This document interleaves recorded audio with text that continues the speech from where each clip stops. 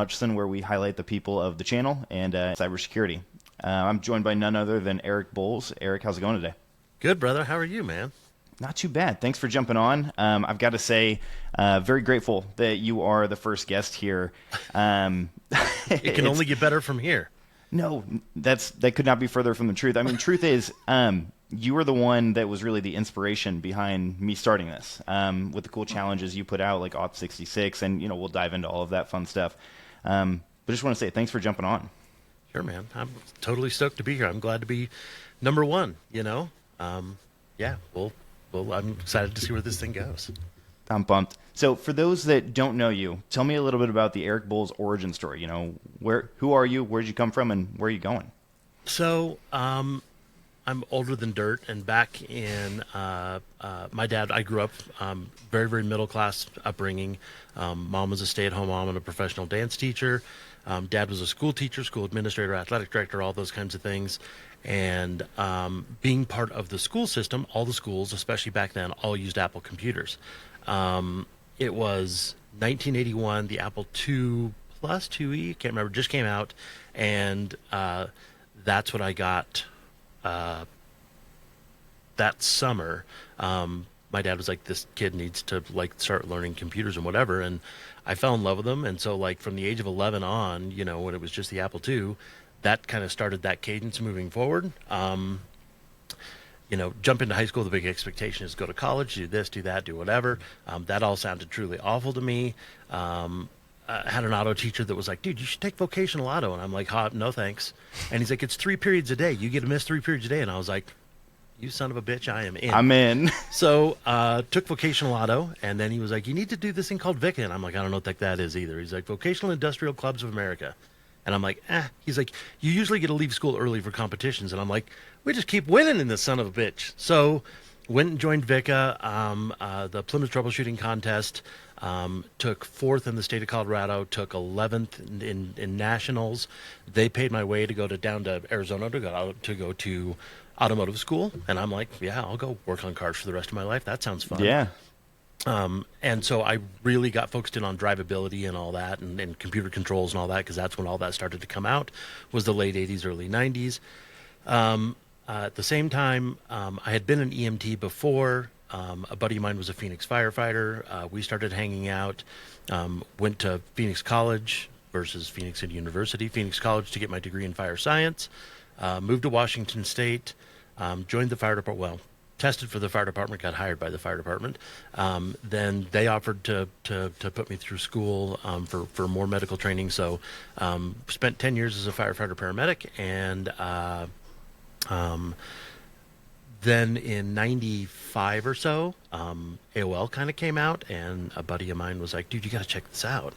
And so we started poking around with AOL, and I was like, there is huge sales and marketing opportunities here. So one of the things when you become a firefighter, one of the things that you go through is you go through a lot of, and I don't mean a lot like psychologist level. You go through a lot of psychology work hours, as far as continuing education in your degree and whatever. And I absolutely fell in love with psychology and how people work and why they work and what they do. So 95 started my first company, which is a web design company, and it was terrible because everybody was terrible and all websites looked like shit, so anybody could do it. Sold that. While we were doing that for businesses, we realized that all these companies are like, everybody's got a printer on their desk, everybody has a modem in their computer, everybody is dialing up. So we started company number 2 on the tail of number 1, which was networking for in-office, things like that. Like, you only need one printer. Everybody can be online at the same time with DSL, whatever.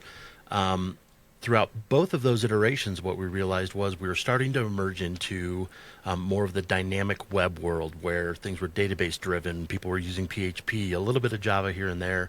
And what we identified was there's hosting companies and there's development companies. Development companies write a bunch of PHP code and then upload it to this customer's web hosting company. It breaks. The web hosting company blames the developer. The developer blames the web hosting company because they're not running the right version of PHP or MySQL or whatever it is. We didn't really want to get back into front-end web development because we were terrible at it, but we were pretty good at back-end development. So we launched company number 3, which was a hybrid hosting and development company. So there's only one throat to choke at that point, right? It's like customer comes to you like, we write the code, we run it on our infrastructure, we host your website. find somebody else to do the pretty fancy shit up front. That kind of, so we launched, that was company number 3. We sold that in 2000. And just by running your own web hosting infrastructure on your own servers, you kind of, especially back then, kind of dove a little bit into the world of security. That led me through the path of security for the next few years. And what I really became intrigued with was, it's not about firewalls, it's not about antivirus, it's not about desktop protection, it's not about best practices. For me, the doorway I came in through was, it's about the psychology of why do people do what they do, why do people click on things that they click on, and that really led into the marketing world. So I left there, and we hosted every single website for a company called Freedom Communications. They had 118 newspapers, radio stations, televisions, and magazines nationwide, fourth largest media company in the U.S. They recruited me and said, we'd really like you to come. After we sold the company, they were like, why don't you come run our interactive? And I was like, I don't believe in anything that newspapers do, so I will give you 6 months to get your shit in order, but that's going to be it. 2000, so I joined them and I ran interactive for all of Freedom and all their properties. 2005 heading into 2006, I budgeted for a bunch of video cameras, laptops, air cards. Hey, reporters can go out, record video, blah, blah, blah, whatever, get in their car, edit it in iMovie on a Mac, and upload it, and we'll build them a portal that they can upload it to OrangeCountyRegister.com, LimeOhioNews.com, whatever. And one of the editors took off his glasses and looked at me and said, video on the internet, that is the stupidest thing I've ever heard in my life. And I was like, wow. So 2006 for 2007, YouTube now exists. We propose it again. And the same editor said, I think YouTube will be great for college kids doing keg stands, but no reputable business or news organization will ever be on YouTube. And we left that meeting, and I told a buddy of mine, I was like, we're going to Southside Johnny's for lunch, and I'm probably going to have a beer, or I'm going to come back with a deer rifle. And I was like, these people are just fucking stupid. So over lunch, we figured out, what about a video channel that like is focused on the outdoor lifestyle, everything Colorado has to offer? So we launched another company, Colorado Outsider TV, that kind of bled its way into craft beer, because there's very, very similar between outdoorsy people and craft beer. We launched Beer Tap TV. Beer Tap TV really took off. We had 1 million monthly active viewers, with none of it on YouTube because they didn't allow long-form content at the time. It was all short-form content. And we were hosting everything on Rackspace, producing all this video with that camera right there, as a matter of fact. That's awesome. $6,000 HD 1080 camera that was ridiculously expensive and only shot 1080. So we... yeah, but that was sweet at the time. Oh, it was amazing. And like, you'd show up places like beer festivals and stuff with that, and like a boom pole with like a shotgun mic on the end, and people were just like, these guys are professionals. This guy gets it. Yep. Right. So it's all about impression, right? And it was literally just a bunch of us sitting around drinking craft beer, and all of a sudden brewers started sending us beer. We started getting red carpet treatment to all these events. Like, it just kind of became its own thing. And there again, we dove into the psychology of why. What do we do different? What do we do that's not normal, that every marketer in the world would look at and go, oh my God, what a train wreck. But we're doing that, and that's what's making us successful, is breaking a lot of the rules of traditional marketing and all that. So that kind of led into that. You know, I went to work in 07 for a little bit for John Street at MX Logic, and then they got acquired by McAfee and Intel, and after that we came back, and he called me in like 2012 and was like, hey, come out to the house, I have an idea. So we met, and he was like, I'm working on this idea, here's what it's about. And I was like, I think this is a winner. And so that's where Pax8 was born, and he and Ryan Walsh and that whole crew really put that together, and I kind of hung around at the outskirts and just kind of helped a little bit with some marketing and some digital go-to-market and stuff like that. Then I started my company number 5, and when we closed that in December of 2020, I went to work for Pax8 full-time, working with just some brilliant people, like Emmy Award-winning video editor Nick Yardley. Got to work with him. Zach Littlefield, who calls himself a videographer, but he's really a cinematographer, like stands on stage at Red Rocks with like A-name bands and like with his video camera. He's like, oh, I just shoot videos. Like, you do a lot more than shoot video, brother. So I got to work around just some brilliant, inspiring people, and we built Pax8 Studios, and then I left there, and that's kind of where I'm at now. But yeah, my whole world has been around, you know, for the last 15, 20 years has been around the psychology of sales and marketing and branding and go to market and product market fit, not the, the levers and the spreadsheets and the ones and zeros. It's been around the human component of it, really. Right. And that's one thing I love talking about and hearing from you. One thing that I want to highlight there is your love for video production and how it's not something very new where you're just feeding into the, Instagram, Facebook, LinkedIn, and YouTube algorithms. That's dating back, like you literally just said, pre-YouTube, because they couldn't host the long-form video. And do you think that, people's draw towards ingesting video content or, going out finding video content related to their interest, it ties into the psychology of why they're looking for the content, or why did video draw to you? Just because we know video over indexes, right? It's like you can get on.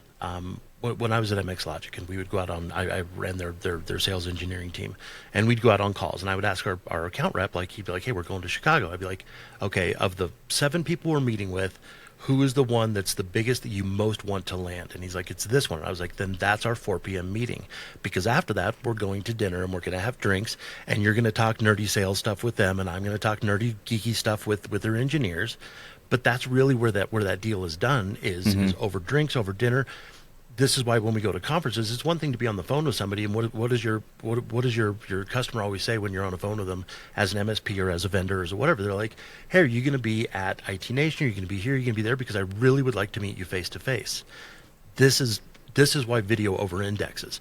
I can write, I can type, I can record podcasts, I can do whatever. Video over indexes because we're seeing the human that we want to connect with, and I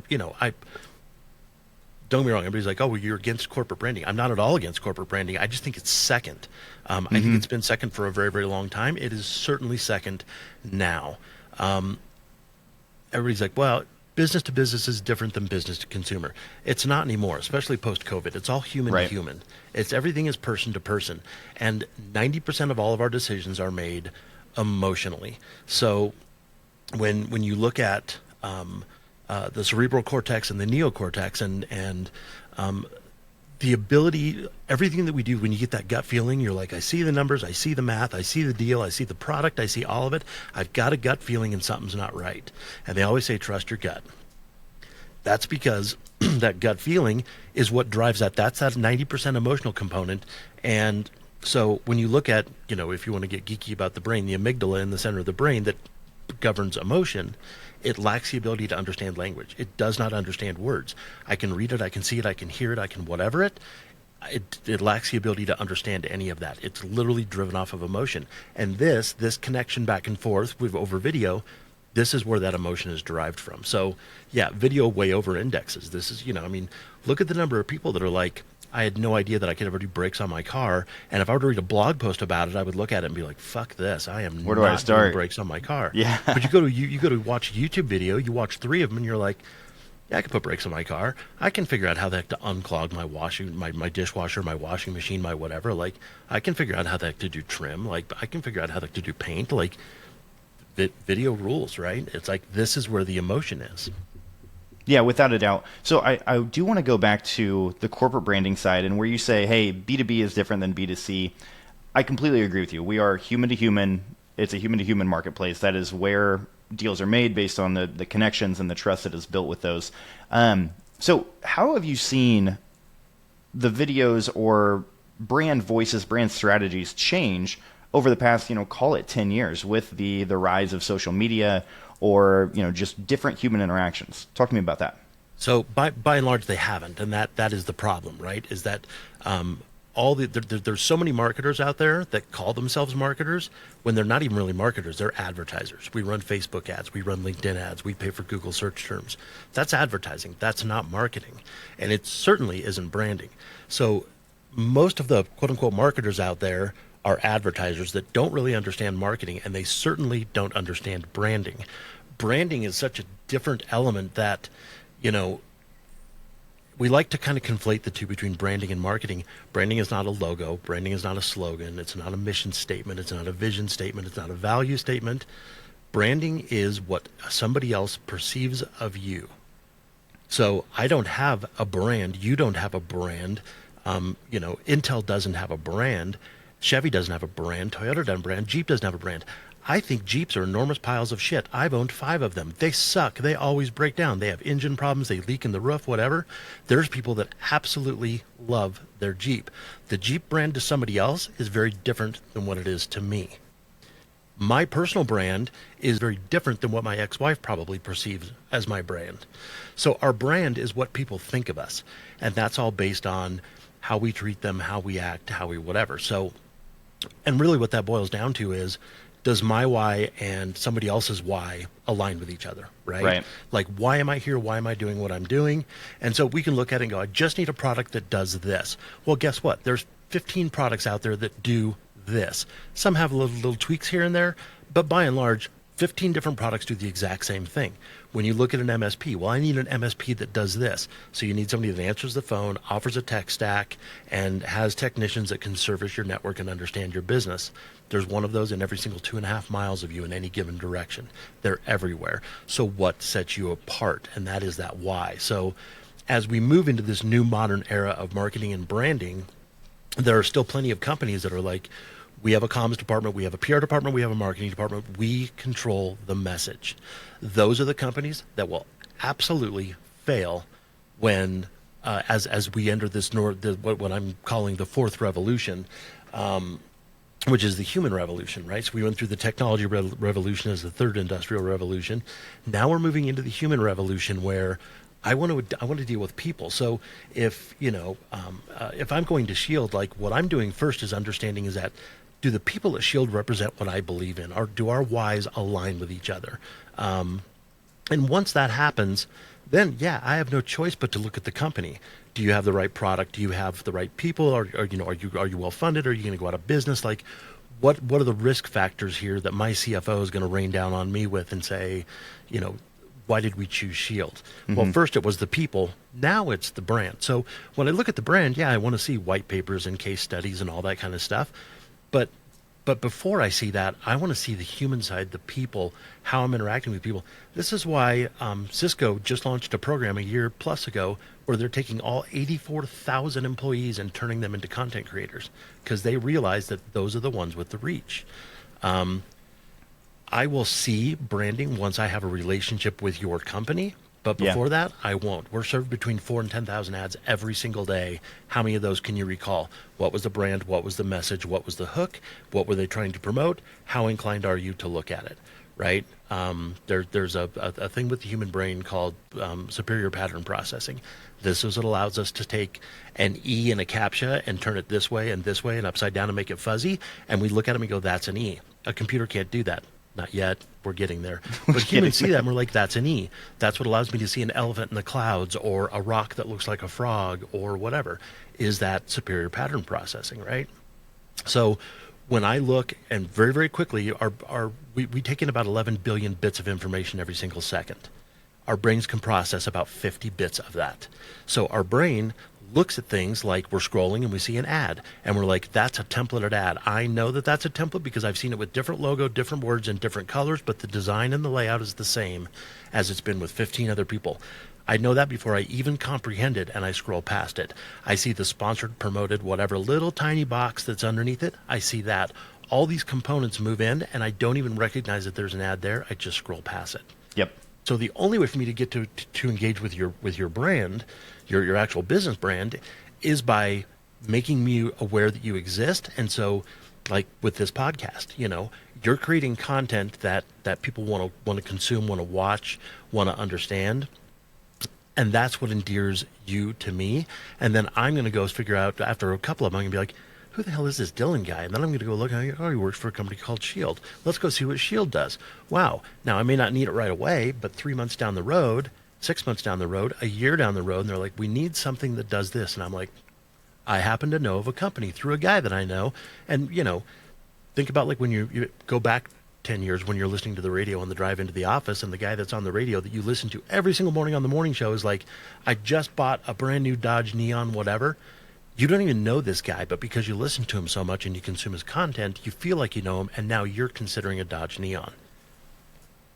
Yeah, right? you find yourself right there being like, man, do I need to dodge neon? Because the familiar voice in your head, That's right. somebody that you've been following along with is like, hey, I'm now, sponsoring or endorsing this product and I'm using it in my day-to-day life. You're right. It becomes familiar. And one thing that I think is cool is that didn't come from Dodge. Dodge isn't pushing down those advertisements. That's not why you ingest it. So one key area there, you said, enabling all of the employees, whether they're, sales, marketing, technical, go-to-market, to really find their brand voice. In fact, you've helped me find mine, being very education focused. No, of course, I got to give you the shout out. But one thing I want to hit on, and I'm sure a lot of people can resonate with this, is just getting started. We've had countless conversations. You've talked me off the cliff of imposter syndrome time and time again. Talk me through not only how you've helped others face it, but maybe a couple of examples of, maybe times that you've faced imposter syndrome. All the time. I've literally been creating video content since 1999. It's been 25 years or 24 plus that I've been creating video content. I've been speaking on stage. I get asked to go to talks. I get asked to be on podcasts. Every single person has imposter syndrome. So it's important to identify the difference between an imposter and imposter syndrome. An imposter is somebody that pretends to be, or something that pretends to be something that it's not, with the intent to deceive. So if I walk into a hospital and grab a white lab coat and walk around and be like, yeah, I'm a doctor here. Like, yeah, you're an imposter. You're going to kill people. You're definitely an imposter. Imposter syndrome, that's impacting others. Imposter syndrome, the only person it impacts is you. Because the only one that sees it is you. Nobody else does. And I can guarantee you, without even having the conversations, Matt Lee when he steps on stage, Wes Spencer when he steps on stage, all the people that we know, Henry Tims of the world, they have dealt with imposter syndrome many, many times. And it's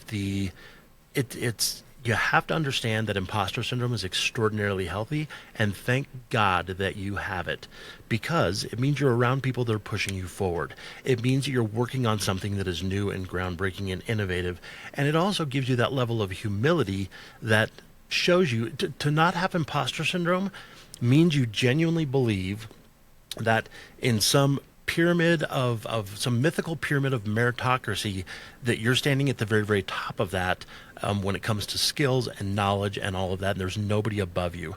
Because if you're below anybody else, you're going to have imposter syndrome, because there's people above you that know this better, and your question comes to mind of, why am I being asked to do this? Why is it not them? Why me? Am I qualified to do this? There's people more qualified than me to do this. And that's absolutely correct. And there's people also less qualified than you to do this. But to say that you don't have imposter syndrome, well, congratulations. You're a fucking narcissist. And yeah. So yeah, get into the world where it's like, thank God I have imposter syndrome. It keeps me grounded, keeps me centered, keeps me humble. Like, this is a good thing to have imposter syndrome. This is what makes us normal, functioning human beings in a society.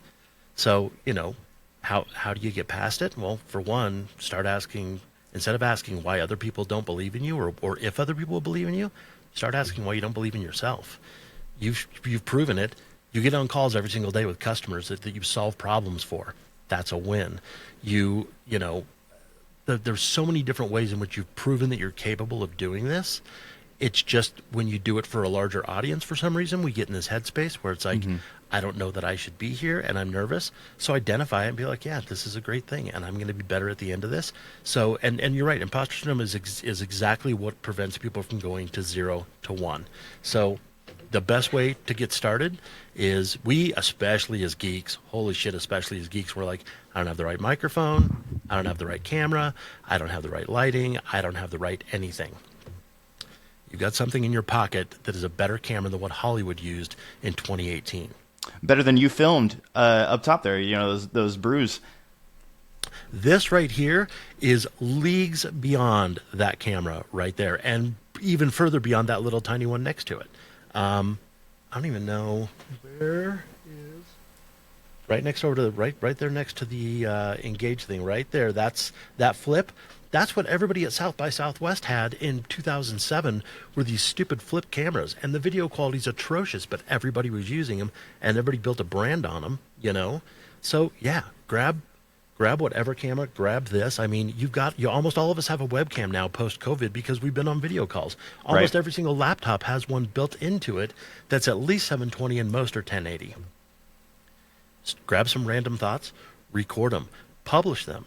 Publish them to YouTube. Make them private if you want, but I would recommend you make them public. You'll get to a point where you'll be like, that wasn't near as bad as I thought it was. And every single step will get better. But you're right, going from 0 to 1 is damn difficult. I mean, I'll 1 be to the 2 is first. way easier. Yeah. I'll be the first one to admit that. You know, I've been following along on the Op66 challenge. Have seen several people. You know, I'll give a special shout out to Matt Topper. You know, seeing his videos day after day, absolutely crushed it. You know, you talk about, you know, the gear. I'm sitting here with a high-end mirrorless camera, bought the whole microphone and headphone setup, and this is the second video that I'm publishing to social media of me talking to myself. The first one, you know, kind of announcing the podcast. No, I am a true world example of what that looks like, and just, you know, that first step. Get uncomfortable. Be fine. Be comfortable with being uncomfortable. Get out there. Just produce the content. It'll get better over time.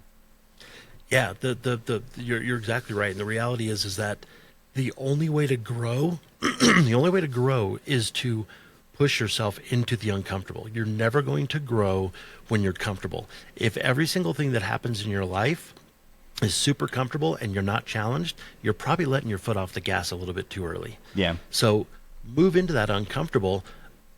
If you're not willing to move into that next realm of being uncomfortable, whether it be creating social content, whether it be speaking up in a meeting or getting on stage at a conference, no matter what it is, if you're not willing to do that, you're basically saying, I'm willing to let the knowledge that I have that I can share with the world rot in the back of my brain because I'm unwilling to share it because I'm too damn afraid. That's some really good advice for folks that are, you know, looking for that push or that, you know, kind of nudge to get started. There's a lot of great voices that I talk to, whether it's in, you know, various Discord groups, Slack groups, or just texting back and forth with friends that have really meaningful, impactful things to say that would be beneficial to people across industries or across different verticals. They just need to get out there and do it. Yeah. You know, the other big thing I hear from people is that they say all the time, like, well, you know, Matt Lee or Wes Spencer or this person or that person or Juan Fernandez, they're already talking about it. Okay, well, there's two components to that. One, if you're an MSP, your client very likely is following you, but they're very likely not following Matt or Wes or Juan or Kyle or anybody else out there, right? They're only following you. So they haven't heard this before. And if you're talking about something that just hit the news about some malware, some this, some that, whatever, and we'll talk about that later about how we talk about things, but which is an interesting topic. But it's the way that they have a relationship with you. So the way that they take that from you is going to be different than the way they take that from somebody else. They probably haven't even heard it from somebody else. But even if they had, think about the two history teachers you had in high school, right? One you really loved, and the other one you're like, I just don't get him. I hate his class. I hate him as a teacher. Like, it's just awful. They're teaching the exact same curriculum. It's no different. It's just in their delivery. So, you know, you and I have talked about this, right? Like, I can tell you from very personal experience that Gary Vaynerchuk of VaynerMedia is one of the most compassionate, caring, loving people you'll probably ever meet in your life. But there are a ton of people out there that see his content and go, I fucking hate that guy. I fucking hate him, man. And that's cool, you know? Some people think that Dumb and Dumber is not a very good movie. They're wrong. It's the best movie Yeah, I was going to say ever made they're in the entitled history to their of the own world. wrong opinion. Yeah, it's the best movie ever made in the history of the world. That's fine if they think that it's not. They're entitled to that opinion and being wrong. But so you're not going to be for everybody. You know, are there going to be haters? Absolutely, there's going to be haters. Those are small, insecure people that want to do exactly what you're doing. And so rather than go out and actually do it, it's easier to tear you down because it equalizes the playing field, at least in their mind, and that's really all they're going for. They don't care if everybody else engages with their hatred. It just makes them feel better. Yeah, and I will say that's one thing that, you know, I've struggled with myself is, hey, let me push out this content, but I'm always that you know, little voice in the back of your head saying, oh, what if this doesn't resonate with all the people all the time? The reality is it's never going to. You're always going to have those people that either are just going to completely ignore your content, or, you know, they're going to deliberately hate on it, crash it down, and just say, hey, this sucks. Your content's not for them. Yeah. And, it goes into whether you're an MSP or a vendor, honing in who is your ICP, who is your product for, who is your company for. The same thing goes with your personal brand and your personal content. You've got to craft it for who is your audience, who are the people that are going to be fighting in your corner and supporting you time after time. Exactly right. Yeah, that's figure out, as you just said, figure out who your audience is and craft content for them, right? Like deliver them things that bring them value. What I've always said is that stop focusing on making your customers a better customer. Start focusing on making them a better business. I have ripped that from you time and time again, and I appreciate that. Oh, no, I say it all the time. My job as a vendor is not to help you sell more of my shit. It's to help you be a better business, which in turn, sell more of my shit and everybody else's. So yeah, and it ties into, we move away from the world of channel partnerships and we move into the world of channel ecosystem. That's something that you're uber passionate about. Would love to hear, a little detail or some insight on how you think the channel is changing in that regard. Yeah, so I've heard ecosystem explained 25 different ways, and so I eventually reached out to Jay McBain from Canalys because he's kind of the one that is championing this entire thing, and I was like, how would you describe it? And really, you think about an ecosystem and how everything contributes, right? So think about we have animals that depend on plants and rivers and water and all that. The plants depend on the river. The animals depend on that. Everything is kind of intertwined together, right? So we live in a channel world right now where everything is linear. Like the manufacturer sells to the MSP, sells to the customer. We're going to see partnerships start to emerge where MSPs and vendors are going to partner together to make the customer better. We're going to see a world where that customer is going to say, I'm going to start bringing you into community events and peer groups that we have to work with other architecture firms or whatever it might be. Same thing goes with the vendor. Jay McBain will tell you that every customer has 7 vendors or 7 partners that they trust. So how many partners do we deal with? We only have 7 that we trust on average. So your goal is to be one of those trusted partners. And that involves not them selling to me and me selling to them, selling to the customer. That involves me involving the vendor. When if I'm an MSP, I'm not going to go to Shield and say, tell me what you've got, and then grab that and then run with it and take it to my customer. I'm probably going to reach back to Shield and be like, how do we co-market this? How do we put this together so that you win, I win, and the customer wins? So that's really where this ecosystem model is coming from, where we started a long time ago with outbound, right? Like everybody is outbound. Like I'm just going to keep smiling and dialing until somebody says yes, which is a miserable existence. And it still works today, just no different than newspapers work today, no different than horseback works today. It's just way, way, way less effective than it's ever been before. HubSpot started with inbound back in 07, 08, right? They're like, we're not doing any outbound. We're going to create so much value that everybody's just going to come to us. And it worked beautifully. Like inbound was great for so long, and inbound still works fantastically. Creating content for Shield and Vosa and everybody else, creating that content is part of an inbound strategy. Part of that kind of parallel with this new ecosystem motion is going to be nearbound, and that nearbound model is, it's not you coming to me or me going to you, inbound versus outbound. It is, you as Shield talk to a customer in Denver, and I'm, Erik's MSP, and they need something, and you're like, yeah, I can make a recommendation. Or as an MSP, I reach out to you and say, how do I touch customers in this region, that region, whatever region? That is the nearbound approach, right? Whoever's closest to the customer wins. I can't always assume that that's me, but I can assume that my partners have a really close relationship with some of their customers. Absolutely. And if they're looking for somebody to service them, maybe that's me. Yeah, without a doubt. And that's where, half of my title is head of channel, going after MSPs and MSSPs to, bring them on, deliver Shield. But the other half of my role at Shield is alliances. Finding those nearbound, meet in the channel, I like to call it the meet in the channel alliances of complementary vendors. Some of those vendors even have semi-competitive products. You look at some of the EDR products, now they're roping in vulnerability and identity management. That's fine. We all do it in different creative ways. Not, Shield is never the 100% answer for every single customer. Neither are those other products. So finding those alliances that we can go to those partners together and co-win, ultimately make them a better business. Right. Yeah, nailed it, 100%. It's like everything else in life, right? It's like we really want to build, especially again as geeks, right? We love, like, if we can't measure it, it doesn't exist, right? So what do we do when something happens? We go look at log files. What happened? Where did they go? What did they do? How did it happen? How do we prevent it from happening again? How do we fix it now? You can't do that with humans. When you met your girlfriend, you didn't say, we're going to check in at 3 months, 6 months, 9 months, and 12 months, and if things continue to go well, we'll take this to the next level. That's a marketing campaign. That is deliver, measure, figure out what we do next. That's not how humans operate. We operate on emotion. We operate on care. We operate on, if you had a friend that always came to you and said, hey, I need help with this, or I'm moving, or a million, can you help me fix my car? But that's the only time you ever heard from them. You don't have a friend. You have somebody that treats you as a resource. Yep. Friends do stuff even outside of that, right? So, and I don't have any skin in the game, but like one of the companies that has truly mastered this is Pax8. You go to our MSP, you go to any of the MSP groups on Facebook, and you talk about like people ask, there you go, and people say, what I'm just starting an MSP. I've been buying directly from X, Y, and Z.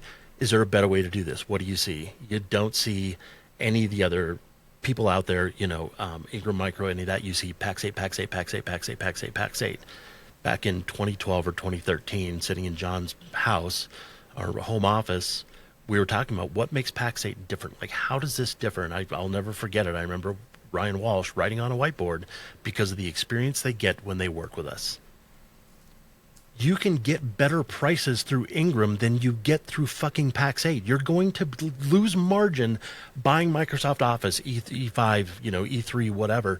You're going to lose margin buying through Pax8. Yep. Yet everybody does it anyways because of the experience you get when you work with them. It's worth it to me to lose a little bit of money and know that I've got a really good partnership. I've got an account rep that actually gives a shit about me, is what I would call the give a shit factor, right?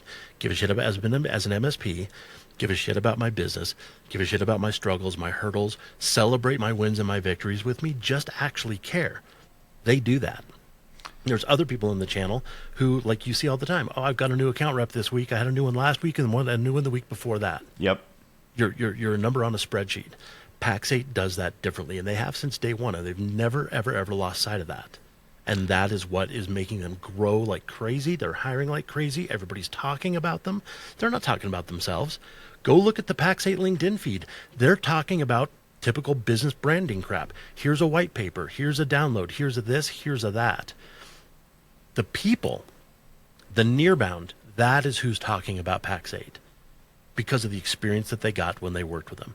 And then they've got the Matt Lees out there, the Dom Kirbys, the people like that are just out there going to a conference and adding value. And when you add that much value and you're like, wow, I heard Matt Lee speak, that guy's really smart. And now it has me questioning, like, what is an asset? I don't know what that an asset is anymore. Thanks, Matt. That's awesome. I thought I did, but now I don't. So, but they eventually go, who is this Matt Lee guy? They go to follow him, and then they find out, oh, he works for Pax8. I've heard of Pax8. I've heard about it from a bunch of other MSPs. And next thing you know, you've got a new customer. They've done it masterfully. So a couple things to highlight there. I think it is incredible that they have built up the brand, not just the corporate branding, but also the personal branding, to where you, several years removed from Pax8, and also, no longer in an MSP capacity, still highlighting them and talking about their successes and how great they are for the industry. Another thing is Matt Lee has done a great job. Now every time somebody says the word asset, it goes in my brain of what is an asset. Right. That's right. A little spoiler, we are going to have him on, and I am going to make him go through and tell me what is an asset. So love that. Very excited about that. One more thing, I guess two more things before we wrap up here. So you've been in the channel for a while. I'm not going to call you a dinosaur. You can. But tell me a little bit about how you've seen, the channel change in regard to behaviors, accessibility, growth, not only from the vendor side, but maybe, how MSPs are using the channel to grow, talk about those nearbound referrals and relationships. And then maybe a couple, guesses on how the channel is going to continue to change. Yeah, so I think the latter half is more exciting, but we'll start at the beginning of it, and that's where, it used to be we were all value-added resellers. It's a very clinical and sterile term, right? It's that, I as a business can't buy from company X in volume and get a discount, but I can go through a value-added reseller. They buy it, they give it to me, and maybe I get some points. They come in and they help set it up and configure it. They're not actually part of my business. They're they're the technical resource I go to when I need a router, a switch, a server, a printer, a this, or that, or whatever. I need to buy 35 desktops, laptops, whatever. That's how that whole VAR system started, right? Was that very sterile, clinical, no different than walking into a Home Depot and buying, a bunch of lumber, a bunch of pipe to do plumbing or whatever, right? It's like there's no intimate experience there. That has transformed into the managed service provider, which is okay. Now we're a little bit better because we manage your services, whatever. I think we are moving into a business success partner type of ecosystem with the technology service provider and all that, where we take a seat at the table. Like, I'm not here to sell you more endpoint protection. I'm not here to sell you more, Microsoft licenses or Azure Active Directory or anything like that. I want to know, what are you passionate about? What do you do here? What are your hurdles? Where do you see yourself in 6, 18, 36 months? Now, just like any other CTO, a CTO's job is not to stand up servers or anything like that. A CTO's job is, how do we make the business better through technology? That's your job as an MSP. And I think that's where we're getting is we're moving into this world where it's like the MSPs that take a seat at the table, take a vested interest in what is happening with their clients, being there for them when they struggle, understanding the roadblocks and helping them work around them. Here's the thing is that, 99.9% of all these businesses, they do not care about the technology. As technologists, we get this. What we see all the time is, well, company X got infected with malware. What fucking idiot sitting inside their business clicked on that link in that email, and that phishing email that got them infected with malware? Their job is to do accounting or RevOps or sales or marketing automation or whatever the hell their job is. Their job is not security, right? It would be like if you went into your mechanic and something was wrong with your car, and he's like, what kind of an idiot doesn't identify this, 20,000 miles ago? I'm not a fucking mechanic, man. I don't know. It went bing clunk, and so I brought it to you because this is what you do. Yep. So that's where I think where this is going is, and where the ones are going to succeed. This is I love times like this because this is really, really exciting, because we're going to see a lot of these quote unquote ankle biters that are small and little zoom past the big, huge players, right? Like, again, a Pax8 example. Like, when they first came on, everybody was like, you're in a world where you're competing with TD Synex and Ingram Micro and Arrow and SureWeb and all them. Like, are you crazy? Yeah, crazy enough to think it'll work. And it did, because they approached it differently. They approached it through giving a shit, not through selling more products like everybody else did. Pax8 Academy, all those things, huge shout out to Craig Donovan, one of the most authentic human beings I've literally ever met. I mean, Pax8 Academy and all their learning stuff is successful because of Craig Donovan. Like, that guy's a rock star. And it's because he doesn't care about any of the stuff that happens, on the spreadsheets or whatever. He cares about the people. Cares about the He's people. a genuinely caring human being. And that's what's made that so successful. So where we're going is where you're going to see brands win. And this is where the small ones are going to bypass the big ones that are stuck. They're going to become the Bose radio, that used to be really cool, and now I think we have them in our car. I don't know. We don't even see the logo anymore. Is the ones that continually create content like what you're doing here, continually add value, continually do things for free with no expectation of them ever becoming a customer, just so that they can go be a better business. And if they take stuff away for free and they go and they become a better business and they never give you a dime of revenue, that's just part of the game. Absolutely. Right? Ideally, they'll come back. Maybe they will, maybe they won't. A percentage of them will, a percentage of them won't. But that's where we're moving is. We're moving into this world where it's about adding value. It's about, if you look at Jason Slagle and Tom Lawrence from, they merged into one at CNWR. And what is Tom Lawrence primarily doing now? Creating content on his YouTube channel that's very, very popular. That's what he's doing now. And because he and Jason both realized how important that is, so that's what they're doing, is creating a bunch of content that adds value to their customers and makes them a household name, and people recognize them. And You know, I will give them a special shout out. Tom has done a phenomenal job highlighting different pieces of technology, showcasing how he's always used it in his business, but then also the business technicalities that they publish all the time. Mm-hmm. They talk about very uncomfortable topics for MSPs and highlight how they, as a fairly mature MSP, at least in my opinion, Sure. go through and face those obstacles. So for those MSPs or vendors trying to understand your MSP's problems, I would just very highly recommend you checking out Business Technicalities from the team over at CNWR. Yeah. So, and so that's, to your point, like those are the ones we're seeing early signs of, Matt Lee with, Beard Banter and things like that. We're starting to see these emerge out there where people are creating content. And so what used to be like a few crazy people out there creating content is now becoming the motion. And what you're seeing is the other people that are like, oh God, now I really need to start creating content. It doesn't mean you have to create video. You can create audiograms. You can write blog posts. Like if you're not comfortable being in front of camera, then don't be in front of the camera.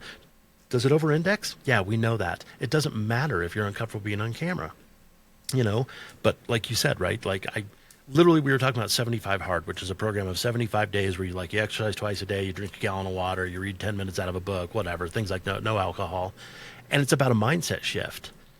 So it takes on average 66 days to form a new habit, which is why I just kind of, and I didn't even create, it literally was like you were in there, like we were all kind of talking around like that idea. And I was like, let's do a thing where it's like no special setups, no lighting, no microphones, no whatever. Grab your phone, grab your webcam, whatever you have, and create a piece of content every single day for 66 days straight, and you'll build a new habit. Go look on LinkedIn at Matt Topper's day 1 versus day 66 and look at the difference. It's night and day. And, he's like, well, I don't have anything to talk about. You talk to how many people in the office, out of the office, customers, colleagues, this, that, whatever, chat rooms, LinkedIn, Facebook, wherever it is, Discord servers. You can't create one piece of 2-minute content a day based on those conversations. I challenge you on that. I guarantee you that's not true. You can create 25 pieces of content every single day off those conversations. Get up, walk into the conference room, close the door, grab your phone and be like, I was just on a phone call with a customer and they brought up this and I thought it was common knowledge, but it's not. Mm-hmm. And I wanted to share it. 2 minutes later, boom, you hit stop and you upload it. You don't need to edit it. You don't need lower thirds. You don't need bumpers. And you're going to run into people that are the protectors of the kingdom, the old school creatives that don't want everybody to be content creators. They don't want everybody to create content. They're out there and they're going to defend their realm, their domain, through a vision of insecurity where they say, if I'm not involved, we can't have that out there. And that's going to be your corporate marketers, content creators, Mm-hmm. PR people, whatever.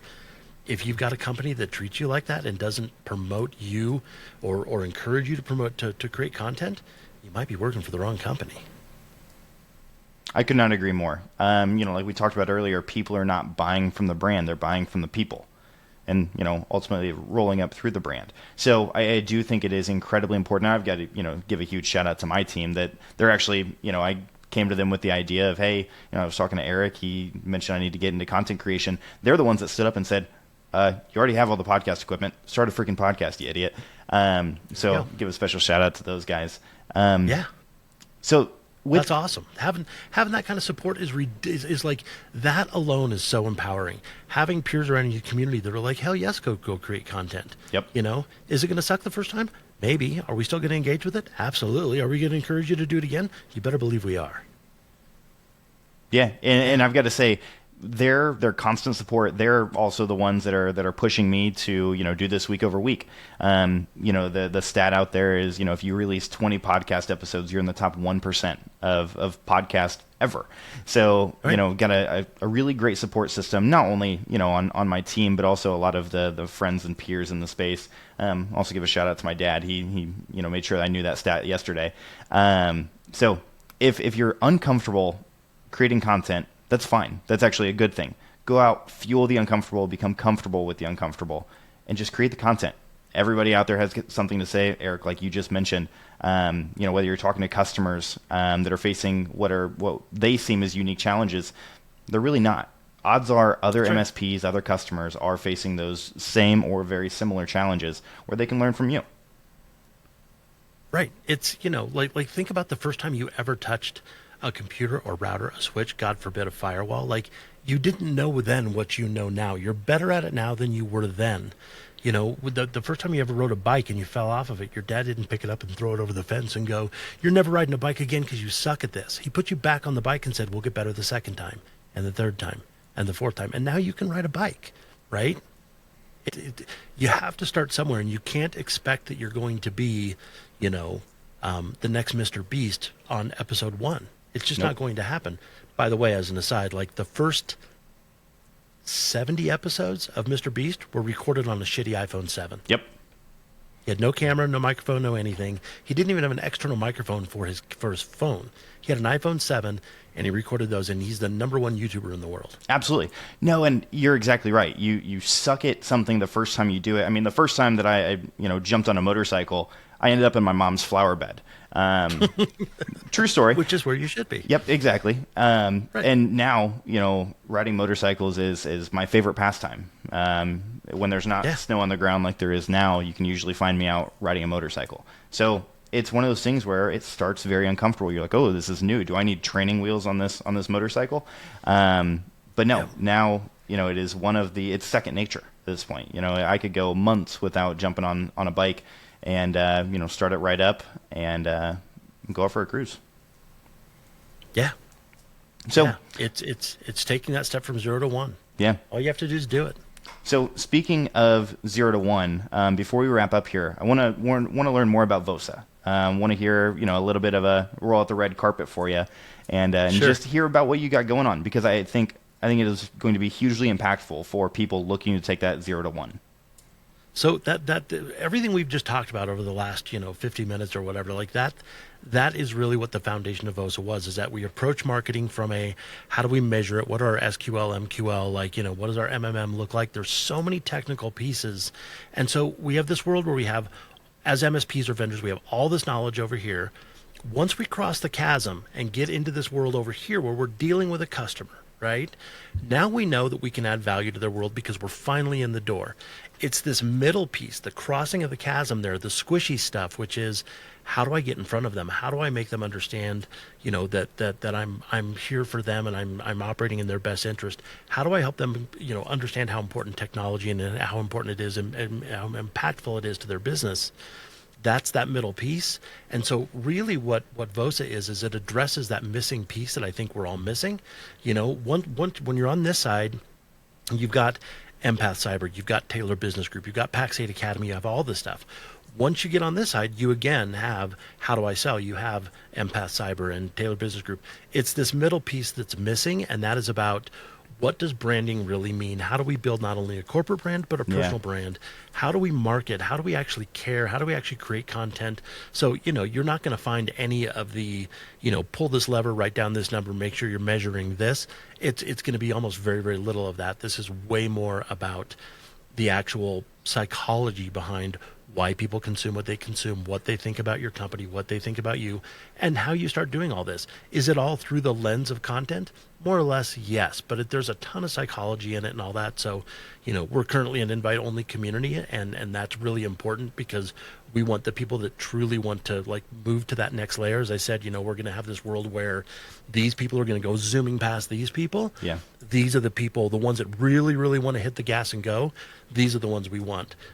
We'll probably open it up to everybody at some point, but right now it's invite only. Anybody can apply, but we've been very, very selective about who we brought in to make sure we're building an entire community. So you have to remember that, community isn't about belonging to something.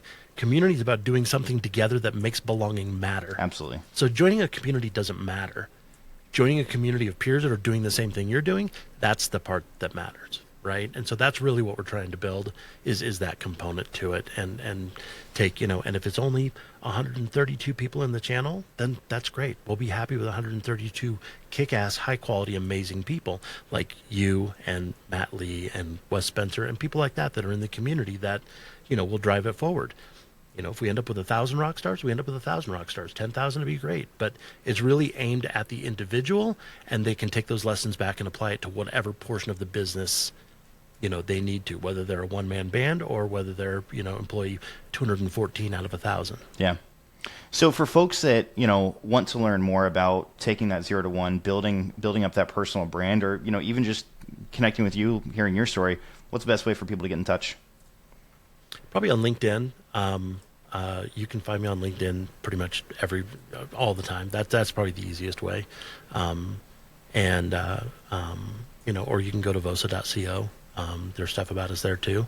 And but I'm just now starting to kind of, now that we've built the back end of Vosa, I'm starting to kick off the content side of things, much like you're doing, right? And get back into that content world. And so you're going to see me start creating a lot more content on LinkedIn in the coming days and weeks and months. And follow along there. Send me a connection request. I'd love to connect. And that's about it. It's pretty easy.